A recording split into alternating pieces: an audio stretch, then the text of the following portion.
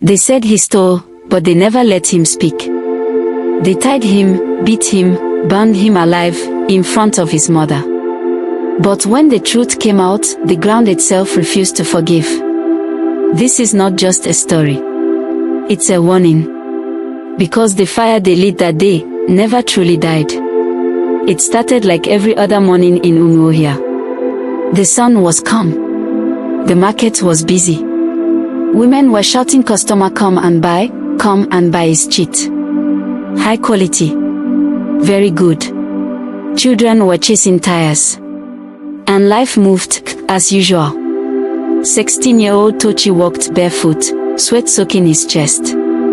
He had just picked some used engine parts from the mechanic workshop. He was heading to his mother's akara stand at the junction. He didn't speak much. He wasn't the loud type. He just moved with his torn nylon bag, eyes straight, mind focused.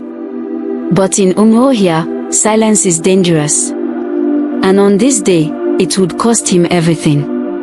In that town, people did not wait for police.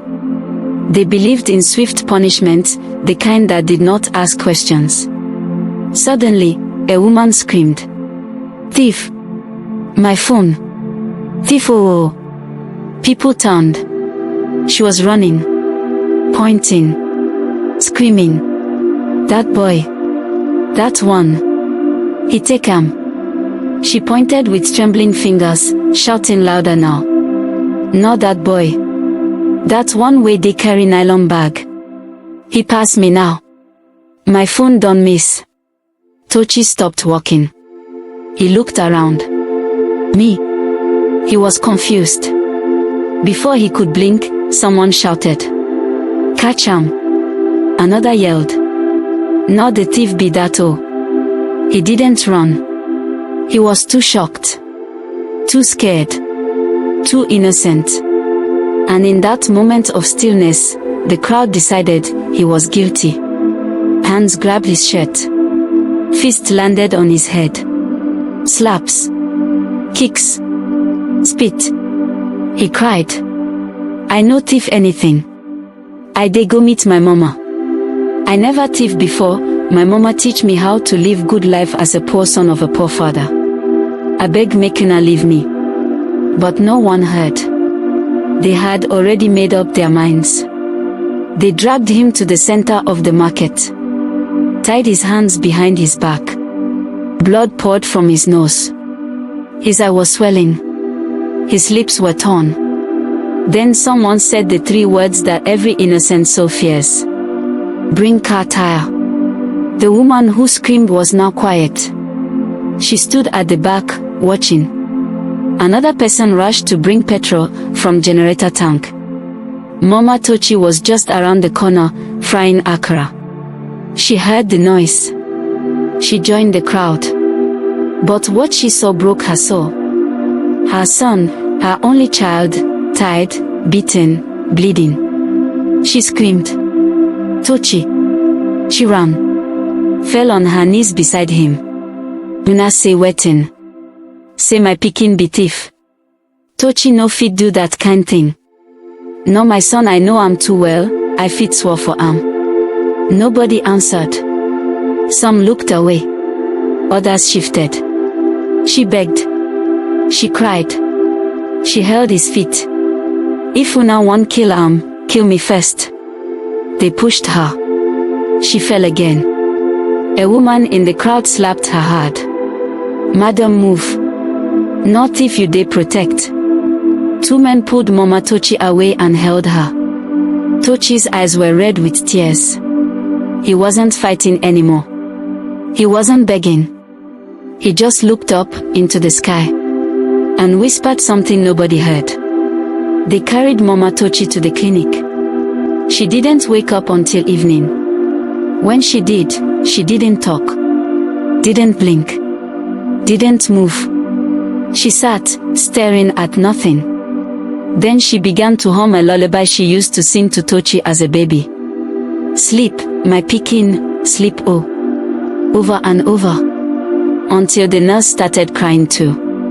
She never returned to her akara stand.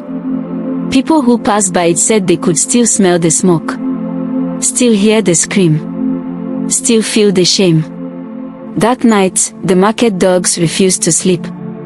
They barked all night at nothing, howled into the air like something was chasing them. Children had nightmares. A baby died in its sleep. A trader swore she saw Tochi's face in her lantern flame. Then someone said they passed the square and saw a boy, shirtless, barefoot, burnt, standing where the tire still lay. He was just standing, looking, saying nothing. It started the next day. The exact spot where the burnt Tochi refused to dry even under full sun. It rained in Umuohia that week, but only in the market square. Rain that left no puddles. Rain that fell even when the sky was clear. People would come early to sweep their shops, and find the ground around the burnt tire wet, cold, and smelling faintly of smoke. The ashes they didn't clean properly. They were gone. But the scent, still there. Then a woman selling pepper screamed one morning. She said she saw a boy standing in front of her shop before dawn, shirtless, barefoot, with red eyes. "Who be you?" she asked. He didn't speak, just looked at her, then vanished. By the third day, people started talking in whispers, especially those who had touched Tochi during the burning. Ifoni, the man who brought the petrol, died in his sleep. His wife said he went to bed fine. But when she woke, she found him stiff, eyes open, and his mouth full of black soot. Chima, the boy who first shouted thief, started acting strange. He stopped eating, stopped talking, started drawing the same picture on his walls over and over, a boy inside fire, with his arms open like Jesus. He would whisper at night, "I hear Am." He'd call my name. Every night. Every single night. His mother took him to church. They prayed. They fasted. But he didn't change. By the second week, he was seen walking naked around the village well, muttering, "I no kill Am. I just shout." He was taken to the prayer mountain. He never came back. The woman who started it all, Madam Chinyere, was the most haunted. She found her phone hours after Tochi was gone. And from that day, everything about her life began to collapse. Her son fell sick with a strange cough no doctor could cure. Her goods in the shop began to spoil. She dreamt every night of a burning boy walking slowly toward her bed. One day she woke up and saw handprints on her window, small, blackened, and fresh with soot. She went to the elders, fell on her knees, confessed in tears, "I see Am. I see the boy. He dey stand near my bed. Every night, he just dey look me. Why una no stop me that day? Why una follow me shout?" But it was too late. The traditional ruler of Umuohia, Igwe Makwi, called a gathering. The community hall was full.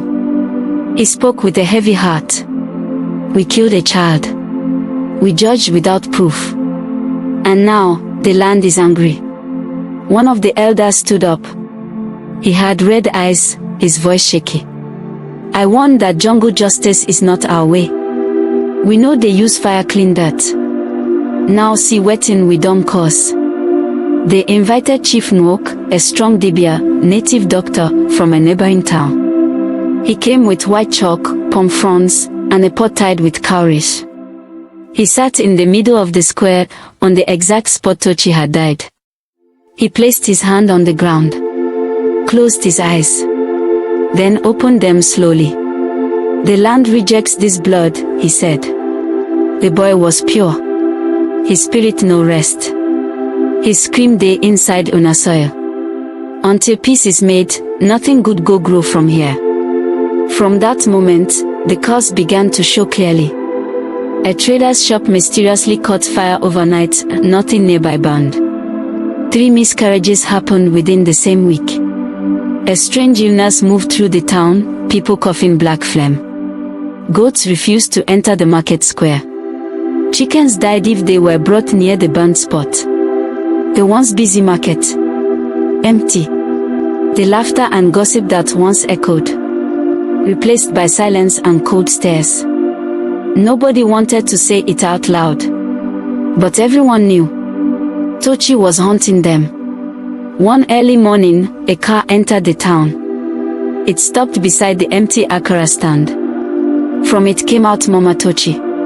She was wearing white. Her hair had turned fully gray. Her eyes were hollow. But she was walking, step by step.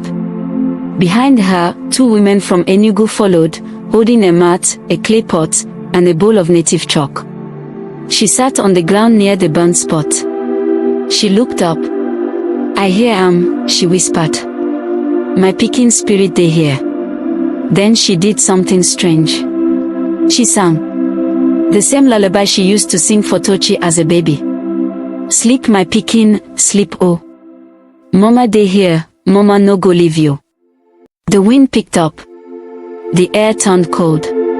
A tear ran down her face. "I forgive Una," she said softly. "But make the land do wetin it go do." The elders, shaken by everything that happened, agreed to build a small shrine on the very spot of the jungle justice. Not to worship Tochi, but to remember. They called it Ihuik, the face of judgment. They poured libation, slaughtered a goat, offered palm oil and salt, and they made a vow. Never again shall anyone in Umuohia be punished without truth. Never again shall our anger come before our sins.